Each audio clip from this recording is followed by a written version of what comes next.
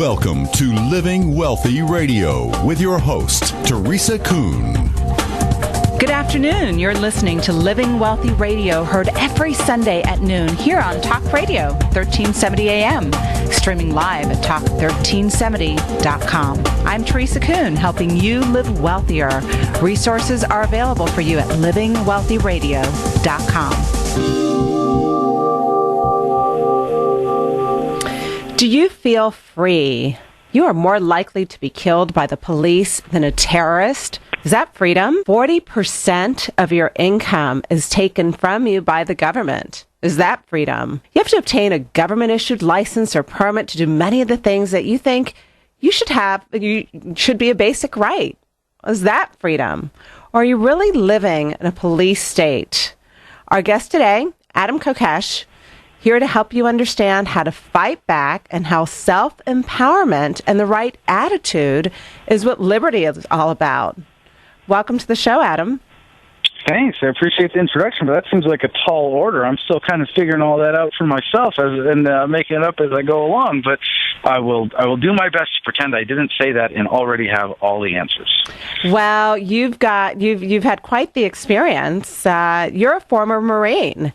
And was that the first introduction in your life to liberty and the whole issue with regards to what this country, was that like an eye-opener regarding what this country is really about? Well, if you'll bear with me, I'm going to answer that question by starting with the history of the libertarian movement in the United States, and because it is actually very relevant to that question and to why I feel so strongly about the message the way that I do today, because when this is sort of open to debate, but I believe that modern libertarianism, at least as a coherent philosophy, was codified by Murray Rothbard in the 60s and 70s, and a lot of that led to the formation of the Libertarian Party in 1972.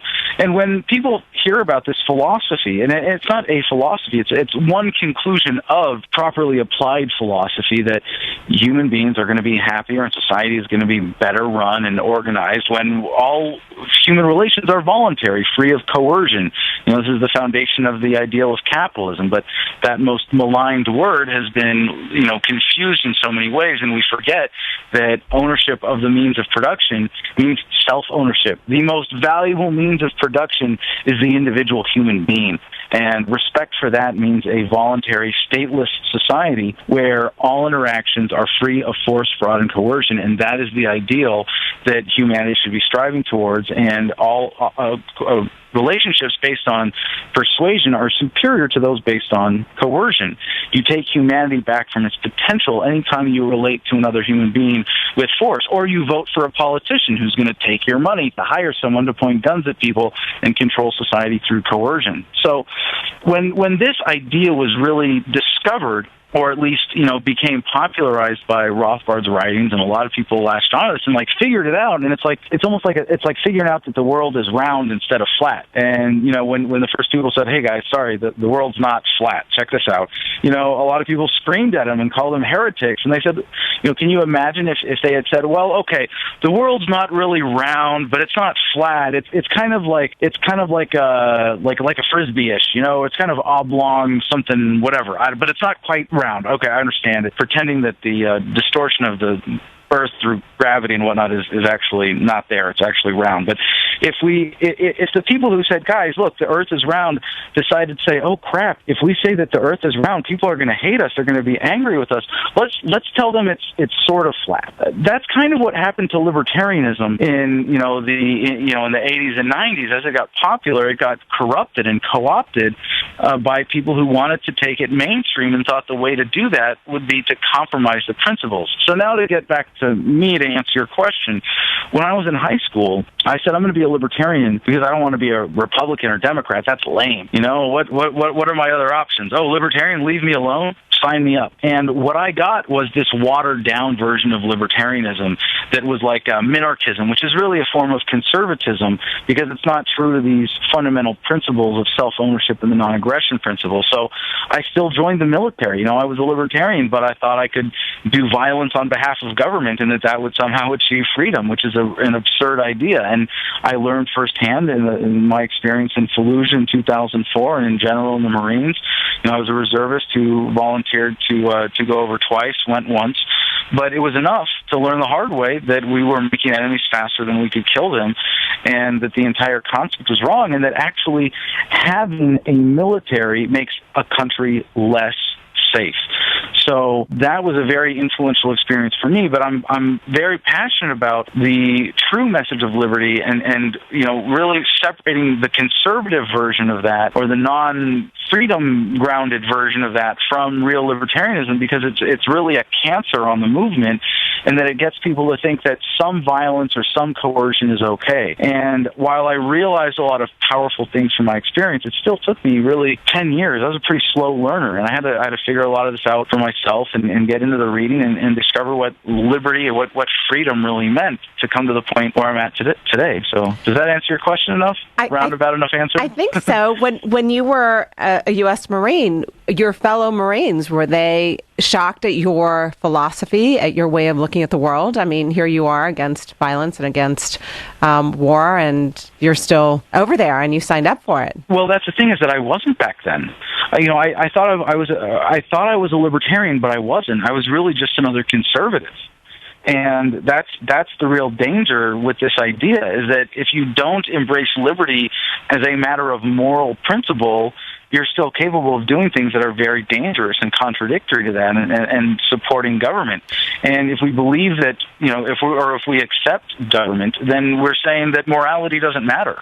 If we say that government should exist, we are saying that we can accept a society without morality. And I refuse to accept that now. But at the time, you know, I was smart enough to be against the war before the war happened. You know, that really wasn't hard. The height of the anti-war movement was before the invasion in 2003. You know, in that spring, there was the National Day of Student Walkouts. I was in college at the time and participated in that. But I fell for all of the other lies of, well, we're cleaning up our mess, or, you know, we're trying to do right by the Iraqi people. And I thought that you know, we could help spread democracy at the barrel of a gun, which is what democracy is, by the way. Two wolves and a sheep voting on what's for dinner, as Benjamin Franklin pointed out. And it is fundamentally immoral. I mean, we shouldn't just assume that democracy is a bad system because of that, but we can also look around us and observe and apply reason and conclude decisively that democracy is an immoral, dangerous, and destructive system, and really needs to be abolished along, because it really has become this great ex post facto justification for everybody in the elites to do what they were going to do to the rest of us anyway. Oh, well, we were going to, put everybody on a plantation and make them slaves and, take as much from them as we can and make them work for us all the time. But, oh, you know what? Since they won't accept that, if we tell them they can vote, and instead we use the IRS to take half their income, and we print money with the Federal Reserve to devalue their savings and steal more from them that way, and we do it in the name of democracy, but they can't resist because we're forcing it on them by this government that they think that they need, well, then it'll be that much easier to control and dominate the population, and that's where we are today. So much contradiction, right? And isn't that part of the game? Well, this idea that democracy is the will of the people is absurd. I mean, at very best, functioning as is described in textbooks, it's the majority coming up with an excuse to forcefully impose their will on the minority. But as long as that process is manipulated by the people really in charge, as it always inevitably is, and not just the electoral process, of course, when you allow the institution of government to exist, it is going to be corrupted inherently. So whenever you have, the people behind government pulling the strings, whether it's funding campaigns or bribing politicians directly or whatever the case may be, you're going to have that force in that institution used against people, used to serve the elite and, the super class that has always really been behind, all the power structures in society that are destructive and exploitive. Our country was founded on republic, right, on a republic form of government, not really a democratic, but it's become democratic. How different is the liberty thinking and philosophy compared to our republican form of government, which our country was founded on? Well, no offense, but it sounds like you've really fallen for some pretty dangerous propaganda. I mean, a republic, even as described here, is based on, a majority vote. So it's still based on people choosing leaders for others that are going to be imposed on them by force, or their decisions are going to be imposed on others by force. So it's really subject, to all of the same problems. But if you think, oh, well, democracy is bad because it's mob rule. Oh, I know, we have a republic. Well, guess what? That's just the latest excuse by the superclass to get you to accept more government. But the fundamental premise is just as immoral, is that you have, force and violence being committed against individuals who are acting peacefully, whether it's in collecting taxes or imposing regulation or border control or the police state or anything else, based on this fundamentally immoral premise of government. Okay, so the Constitution, from your perspective, right, the Constitution, the whole way our government was originally founded, which today I think we're very different from that. Is your thinking also that the way our government was originally intended? Oh, well, if you want to go to original intent, the Constitution is a horrible anti-freedom document, because before that there were the Articles of Confederation, and there was no strong central government. What the Constitution did was create a central authority, and the Bill of Rights was really the excuse, again, another excuse to get people to accept more power in their lives, or more violence and coercion, more central control. But obviously words on paper don't protect your rights. And if you really look back at American history, there were no real good old days before or at least the only real good old days were before the Constitution, that brief period between the Revolutionary War and the creation of this strong central government in 1789. So from 1776 until then, you had relative freedom. But no, the Constitution was a huge step backwards. And a lot of the American superclass, you look at Madison, Hamilton, and the people that wanted to have a central bank because they knew that there was going to be a way to rip people off. We had a central bank. Right now we have the third, and the Federal Reserve System. It's lasted as long as it has with modern propaganda. But the desire to create a strong central government to rip off the people was really what was behind the Constitution. I mean, there was no reason other than that to have a strong central authority. The Constitution was a step backwards in and of itself for liberty in America. But if you understand what government is, as a concept, the Constitution, of course, is a dangerously anti-freedom document because it creates all of these arbitrary powers. It's a social contract that is imposed on people who never signed it. By no sense, as Lysander Spooner described, by no sense of law or reason can you impose a contract on someone against their will or who hasn't signed it. And yet that's exactly what the Constitution is and does. So if you're born into this country as a citizen, or you're born into this country because geographically this is where you were born, right? Or actually, I think that's true in anywhere in the world where you're born. You're kind of born into whatever system of government is in place where you're born, right? Right. And so there's an implied social contract. If you're born somewhere, you've got to follow the rules of the community you live in. Well, an implied social contract is really an excuse to take away your rights. That's all it is. I mean, if I walked up to you and said, hi, I have this implied social contract that says you're going to have to give me 10% of your income or I'm going to lock you in a cage, you would say, hey, screw you, Adam. I never signed that. What are you talking about? Well, why would it be any different for government? Does government magically make it moral to steal from people or to lock people in cages for not doing what you want? I mean, of course not. So, yes, you have to abide by the rules of society in which you live in because they're forced on you when you're born there. But the only rules that should apply, and this is what we advocate as libertarians, is the fundamental rules of morality, like don't hit, don't steal, don't kill. And it's not unless you work for the government. No, those are still immoral things. And, you, in a sense, you don't have to respect the rules of society. You can break the rules. I mean, politicians and government people do it all the time, but they get away with it because they're government. So if you're born into a certain situation, yes, that's the reality. It doesn't mean that's ideal or how it should be or that we should just accept and not resist or try to change it and call society to a higher standard of morality, which, again, I think is really the core of the message of liberty. So those that really understand liberty, what are their arguments against liberty and libertarianism? Well, the only real legitimate argument against libertarianism is that people believe they need to be governed. People don't want to be in charge of their own lives. And the only way for them to get what they want is to be governed by force. And I think that reflects a very disastrous and negative view of human nature that I really have to reject. I believe that we all deserve and want to be in charge of our own lives. By virtue of taking every single breath that we do, we are exercising our will and our free choice to continue to live. And that should be respect. So if you're saying that, government is necessary, what you're fundamentally saying is some violence is necessary to organize society. Now, I'm not saying that we're not at a point today where we have so many social institutions that are based on violence that people aren't dependent on that. I'm not trying to deny any of that. Or that we should be advocating for a peaceful, voluntary transition away from this destructive system that we're in right now.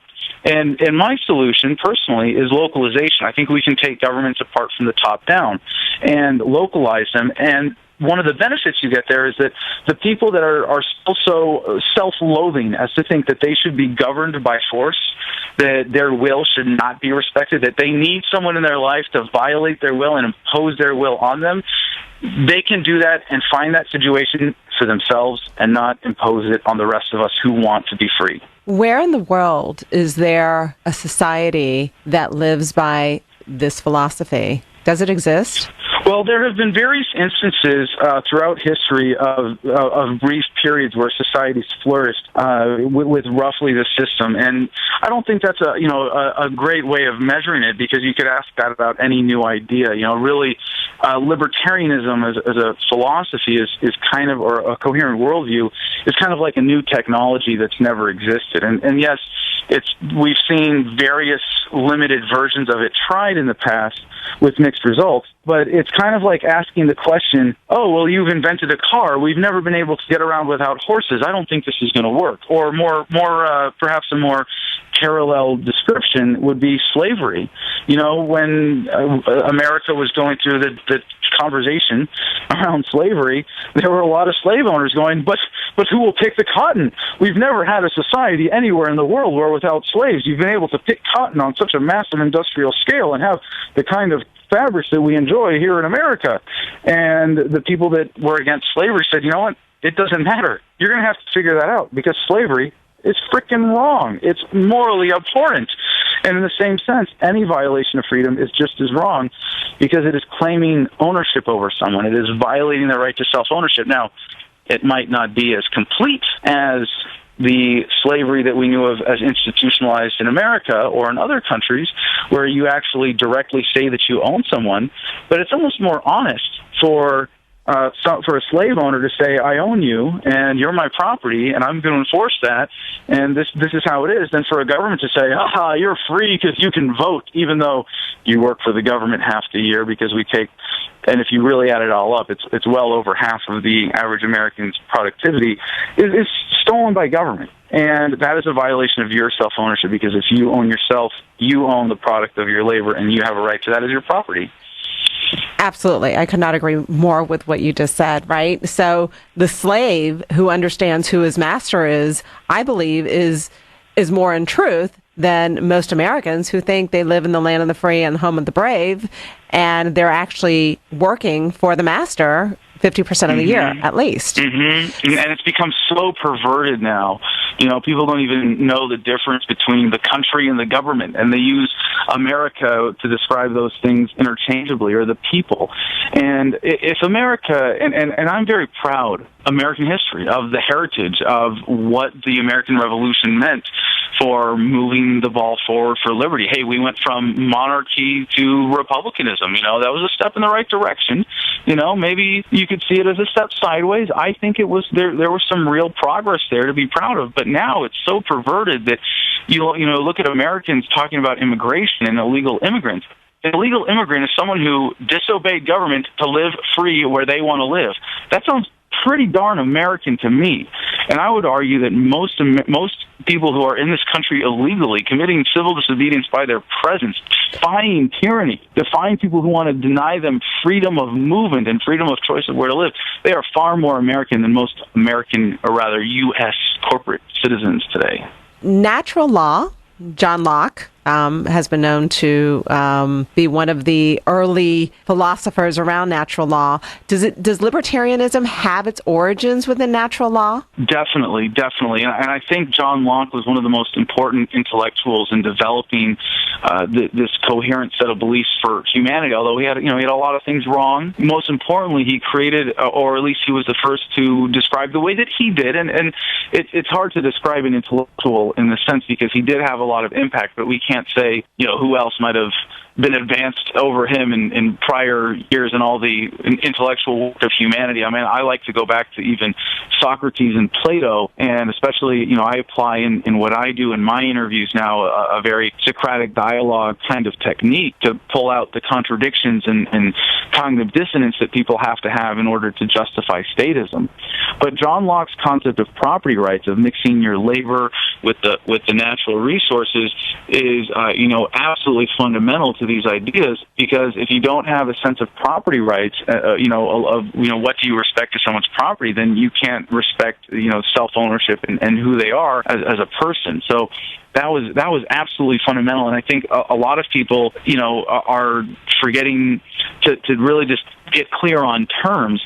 But taxation is theft because either the government owns us or it's taking something from us against our will. And if you don't have a solid foundation for what is property rights, and by solid foundation, I don't mean you have to go read the 2 treatises of government and every word that John Locke ever wrote, but to simply understand how it applies. That when natural resources are unclaimed, they belong to no one. When you claim them and you legitimately put them to productive purpose and mix your labor with them, then you own them. And this has radical implications for how society is organized, because right now governments claim all the land within their territories, within their monopolies, and that's totally invalid as a claim to property. But if we really socially, as a species, start figuring these things out together and recognizing what property is and how it's based on self-ownership, not just, whatever government says is property, then we can settle a lot of disputes that are really right now subject mainly to the corruption, violent intervention of government, but also that are subject to these bad ideas, which allows for emotional manipulation and false claims to property. Adam, I think this is a great place to break. In the land of the free, have you forgotten what freedom means? Adam has a very interesting perspective and life story on freedom and libertarianism. When we get back from the break, we'll continue the conversation with Adam Kokesh.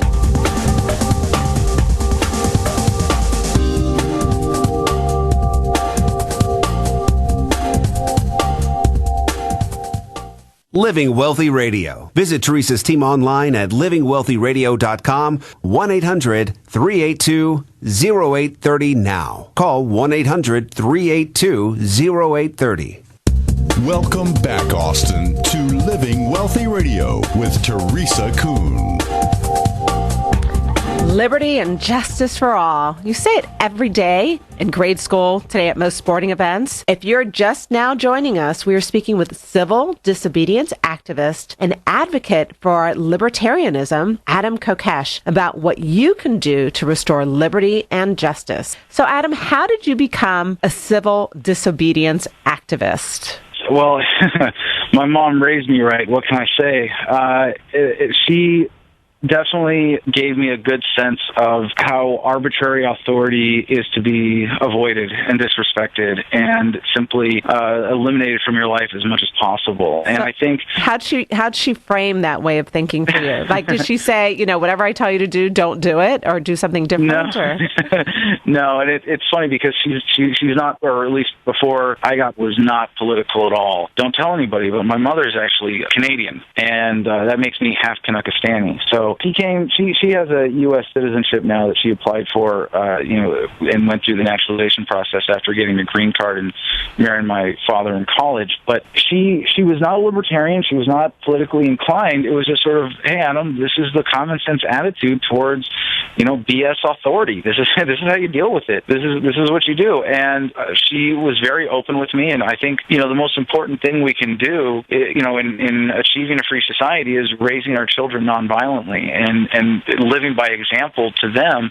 of using our words, using persuasion. And I really want to thank my parents, but my mom especially, for being very consistent in that. When my mom said, don't hit, don't steal, she didn't say, unless you work for the government. She, I think, was very, very clear about how she wanted to raise me. And I never got, I remember she struck me once. I got hit once by my mother and never by my father. It was because it's not necessary. Punishment is a violation of someone's freedom. Trying to manipulate their behavior by causing someone pain is never, ever justified, whether you're government or a parent or just a friend or another individual, fellow human being. We should be, you can use violence in self-defense or force to preserve property or to defend yourself from an aggressor, but, and you can, it's okay for people to come together and forcefully isolate people who have made themselves a threat, who have sort of given up their rights by violating the rights of others. All of that is justified, but punishment as a concept is not. And it's the same thing with everything government does. Every single edict of government is backed up by the threat of force. If you don't do what we say, we're going to lock you in a cage. But filing the income tax is voluntary, of course, though. Right. As Harry Reid and Nancy Pelosi would like you to believe. Sure. But, so the recent events in your life, right? I understand you went so far as to load a shotgun in Freedom Plaza. How funny. In Washington, D.C. Right. Very ironic. Right. Isn't that ironic? And you got arrested in Freedom Plaza. The name is ironic. And I just want to say that I think we're all inherently disobedient. We all choose to live our lives based on our own choices. Most people, I don't think anybody is capable of completely giving up their free will to someone else. So in a way, we're all disobedient, but in terms of even legally, civilly disobedient, just with what my mom raised me, you do what you want to do. If you know what you're doing is right, then it really doesn't matter what people are threatening you with or what the words on paper are. And I've taken that into my activism and, use civil disobedience as one tactic to spread the message. And in some places, you can get real change, although I think in today's world, civil disobedience to change policy in terms of civil disobedience that is public and deliberate and actually risking persecution, I really don't think it's very effective. Wide-scale civil disobedience that's behind the scenes, like not paying your taxes, like not following BS arbitrary laws locally, things like that, all of that can contribute to changing policy. Right now, we just covered this story on my show on Monday that we are, as Americans, less likely to be audited in the IRS than ever before because they know that they really can't squeeze that more out of people directly without there being some pushback or more resistance. But as long as they can keep the illusion of the progressive income tax going and, print more money, borrow more money in Washington, D.C., then it really doesn't matter to the racketeers behind government. But civil disobedience is a very powerful tool for calling attention to injustice. And was that your thinking when you were in Freedom Plaza and got arrested? Were you trying to be disobedient? Were you trying to get yourself attention or arrested? Or what was your thinking? Well, I'm happy to admit that there was a relatively poorly thought out action, and it resulted in me spending 4 months in jail, 2 months in solitary confinement, a raid on my home with, by the way, this was the second time they sent more men after me than bin Laden in terms of the individuals. And remember, when they raided the bin Laden compound, they sent how many? One helicopter in, right? When they came to raid my home, we got an armored vehicle, over 40 police, half a dozen cruisers, our street taped off, and 2 helicopters in the air circling my home. So they really took advantage of me as an excuse to justify a lot of wasteful government spending.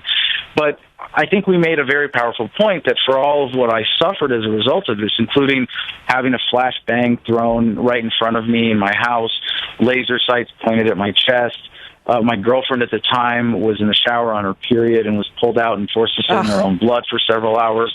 Me and my housemates were in a similar circumstance. I was roughed up a little bit. All of that was for a victimless crime, which is essentially not a crime. If there's no victim, if you're not violating anybody else's rights, there's no crime. So, you apply that universally and government no longer can exist because you see how it is fundamentally criminal.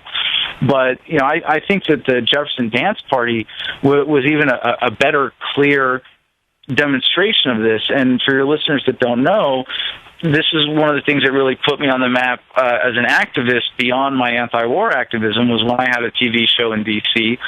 There was a judge's ruling that came down that said, you cannot dance at the Jefferson Memorial. And this came out of a case 3 years prior when a bunch of libertarians went down there at midnight on Thomas Jefferson's birthday. And by the way, the memorial's open then. You can go in. And they had headphones on, so they were silent and not disturbing anybody else. And they were asked to leave. But as they were leaving, one of them was dancing out with her headphones on, and she was arrested and fought in court, and the judge came down and said that was not appropriately reverent.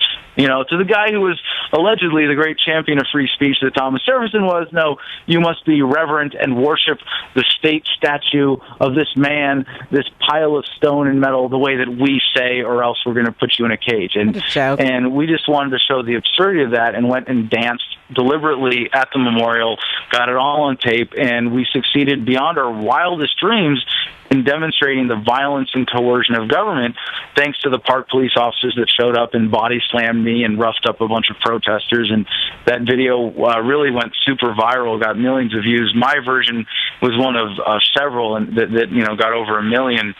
And, it really laid bare the fact that if the government says, you can't dance here, it means that if you dance here, violence will be used against you.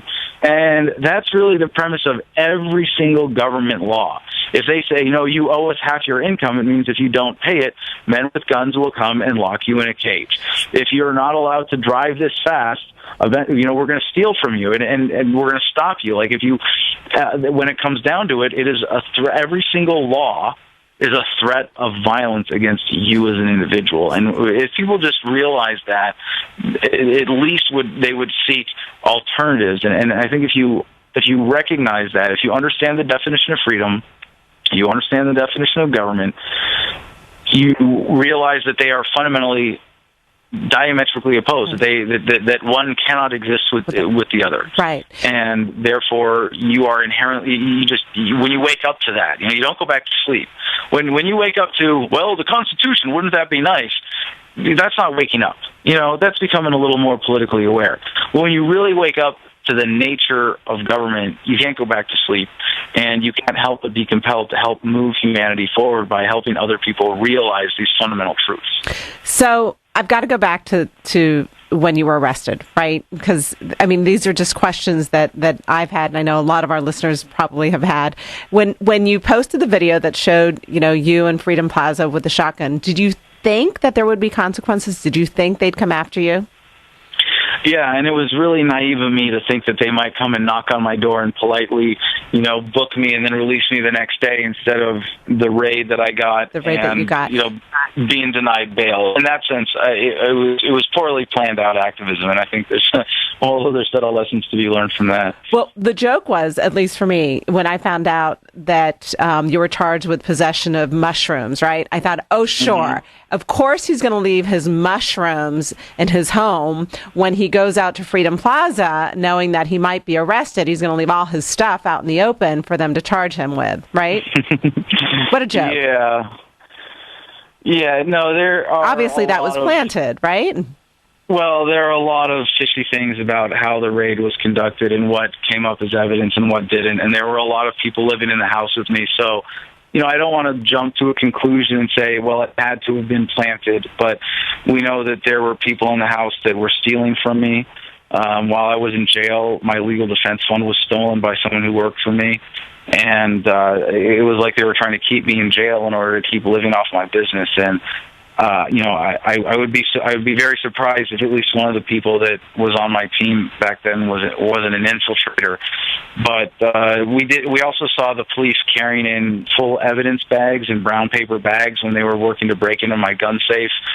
And I don't know what was in there, but, this is the world that we live in, and turning people into informants or agents is, something that happens every single day in America. And it sounds like it's this far-fetched conspiracy thing, but we know that the government itself is a conspiracy. But more importantly, for the facts of this case, every time someone gets busted for petty possession, there's some law enforcement officer thinking, how can we turn this person into an informant to get to their dealer? Because that's the bigger fish. That's the bigger non-criminal that we can take advantage of that's going to make us look better. So obviously, all of those factors were at play in my story. And what was, how did the case end?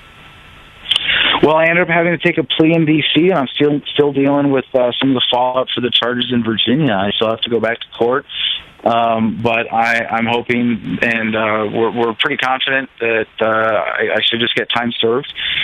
So that's what happened in D.C. when I was finally released. But, they wanted to make an example out of me.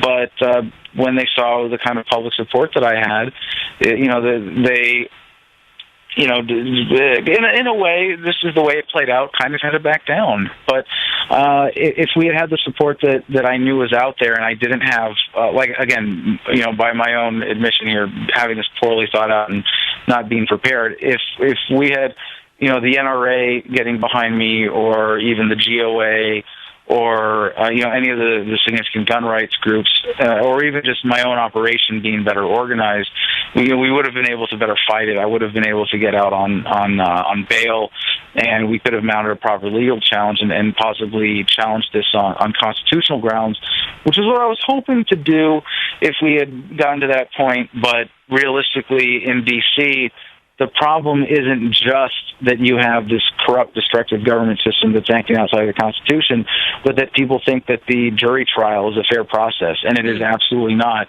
And I don't say that just because most people in D.C. support gun control. That is, most people in D.C. support a violent policy that violates the property rights of their fellow human beings, but that also you can select them, and the jury process is highly manipulated, and the odds of even being able to be allowed procedurally to make that case in the circumstances as they were unfolding looked incredibly rare. Plus, I had all the other typical pressures that are put on people in that position to be bullied into taking a plea deal, other charges being thrown against me, other threats from the prosecution, and things like that. And it was a really tough decision for me, but I ended up taking the plea deal there.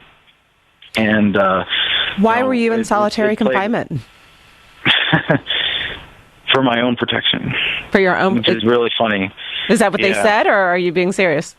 No, I'm absolutely serious. They said because it was a high-profile case, you automatically start in solitary, which I can appreciate in and of itself. But when I was first in solitary in Virginia, I was actually in a bit of a torture chamber, and I don't use that word lightly. I've tortured people myself as a U.S. Marine, and it's something that I very much regret. And what I did was relatively mild compared to, say, what happened at Abu Ghraib, but I crossed the line. I know where that line is. I know that line was crossed with me being in a tiny cell with no mattress, with the lights on 24 hours a day, without proper clothing. I had shorts and a T-shirt, and it was too cold to sleep. I was on a starvation diet of 3 bologna sandwiches and a carton of milk a day. When you're 200 pounds, that's a starvation diet. I lost 15 pounds the first 3 weeks I was in jail, and I had ants in my cell, and it was I can handle it, and I was able to keep a smile on my face, but it was pretty unpleasant. But then I eventually made it out to general population, just to give you an idea of how at risk I was as an inmate there. As soon as I got to general population, I was mobbed by inmates sticking their hands out saying, "Hey, I saw you on TV and loved your stuff." And it was, everybody knew why I was there. And aside from the kingpins with the deep pockets, I was probably the most popular guy on every block I was on in jail, and really it was a great outreach opportunity talking to guards and inmates. And I don't have any regrets. I think life is too short for that. But I really enjoyed my government-induced, taxpayer-funded spiritual retreat. It was just another adventure. You had an epiphany while in jail, huh? Oh yes. Plenty of time to medicate, to exercise, to fornicate, and to rest up and to do some deep thinking. So I definitely got some of that in as well. What did you come to realize about life and liberty and the pursuit of happiness while you were in jail? Well, I suppose you know what the answer to that question is because of the way you ask it. But yes, there was one really fundamental epiphany for me that I feel now is incredibly important to share with people. It's a chapter in my book. I wrote this out while I was in jail called Happiness Causes Freedom.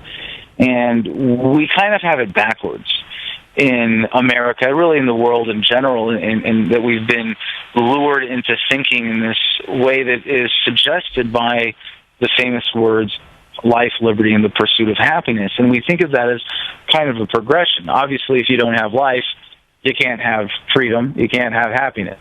But the suggestion that, happiness is something to be pursued is dead wrong.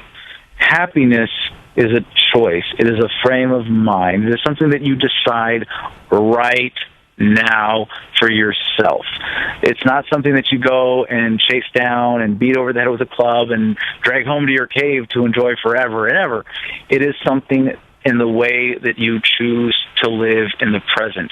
And in a sense, it is based on a kind of freedom. You can't choose to be happy unless you're mentally free, psychologically free, a free thinker. If you have full respect for your own desires and will as a free, beautiful, independent human being, you will not subject yourself voluntarily, as all of us do to some degree, to the emotional manipulations of others. And when you can understand internal freedom and that choice to be happy, then you realize that kind of happiness, and if everybody on the planet had this, we wouldn't have statism at all. But that is what leads to external liberty as well. If you're always an emotional slave, an emotional cripple, you might have external freedom, but what's the point? If you can't be happy and you don't know how to enjoy it, really, what's the point of being free? And if you look at the people who are the hardcore statists in society that drive this phenomenon of government to be what it is, they're not happy people. In fact, they're miserable. But when you adopt this perspective, it totally changes your view on them. And if you can be happy literally with a boot heel on your neck, and you can look up at that officer, that soldier, whoever it is, that violent enforcer of government, and say, you know what? I feel sorry for you. I pity you. I don't hate you. I don't resent you. I don't want to fight you or resist you. I want to love you and empower you and share the joy that I get from living with you so that you will not continue to suffer as an oppressor. So there have been, I've actually interviewed a gentleman who was an inmate in one of the worst prison systems in the entire world in South Africa. And he came to that conclusion many years after you did. He spent, I think, 7 or 8 years in prison before he realized that he was in his own prison, in his own mind. Yes. And even though before he was in prison, he felt he was free, it was really, the prison in his own mind where he had put himself. And it was only in prison after 7, 8 years of this living hell. And I don't know if you've done any research on the South African prison system, but as bad as you had it, I think it's a little worse over there. Oh, yes. Yes.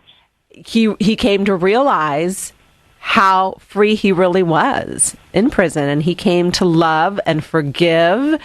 And the stories, the Holocaust survivors. And, it's so interesting. You learned this a few months, right, in jail, really 4 months. I mean, I don't want to go there. Don't get me wrong. I think what you went through is very tough. No, it really, and even the torture that I experienced was insignificant compared to the suffering that results from statism from so many other people in America every day. I have no problem putting that in proper perspective. But what a lesson. And how you can use that lesson for contribution and sharing with other people. You have no bitterness. You've got such a wonderful attitude, and you've got a platform now, whether people agree with you or not politically, right? Whether they agree with you or not regarding, the act of civil disobedience and Freedom Plaza. And I know you've gotten all sorts of heat. You've got tons of supporters and tons of people who think, that was a dumb move, right? Whatever they think of you, the contribution you make moving forward with just that message on happiness, I think, Adam, that will do more for the liberty movement than probably anything else you could say. Well, I appreciate that, and I think you're right that if there was one single idea other than the message of freedom itself, the core concept of the non-aggression principle, self-ownership, and all of that I would want to impart to people, it's choose to be happy and choose to be free. And you can imagine how much better off we'd be as a movement if we had adopted this back in the 70s when these ideas first started gaining popularity, and instead of falling into this this trap of minarchism and again, if you believe in minarchism, if you believe in this thing that's about as rare as unicorns called limited government, then you're saying, I only want force and violence to be used for things that I haven't figured out how to do peacefully yet, to which any advocate for big government can say, yeah, me too. And if instead of taking on this attitude of we're angry and we're sad and, we're tired of this and we're fed up and we want change and we're angry. Like, really, what are you telling people when you're trying to convert them? Oh, by the way, please join me in my anger and my fear and my depression, and misery loves company. Nobody wants that. Nobody wants to be a part of that.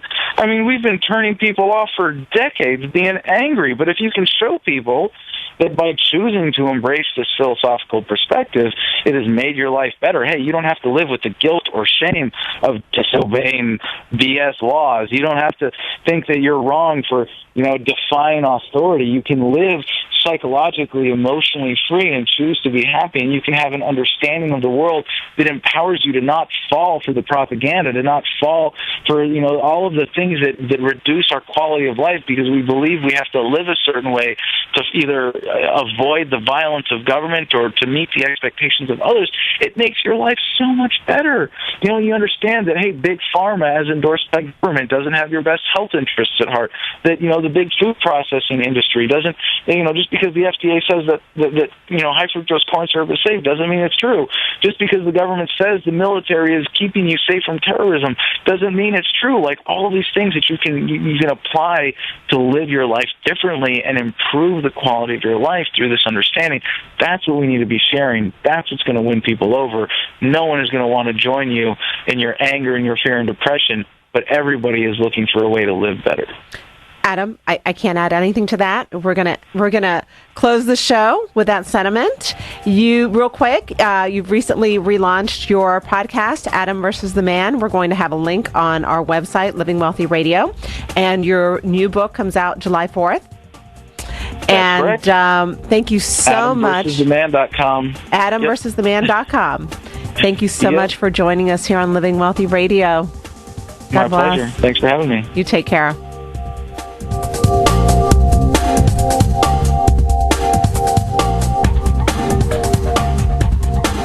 You've been listening to Living Wealthy Radio on Talk 1370 and streaming live at talk1370.com.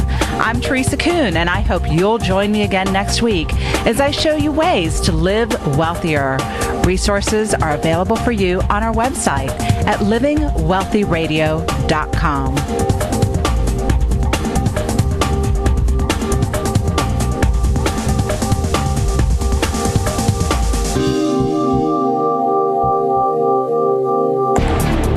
Presentation is for education educational and informational purposes only. The info being presented does not consider your particular financial objectives or situation and does not make personalized recommendations. This material is not intended to replace the advice of a qualified tax advisor or legal counsel or other professional, and you should not use the information in place of a personal consultation regarding your specific situation or needs prior to taking any action based on this information. We believe the info provided is reliable, but we do not guarantee its accuracy, timeliness, or completeness.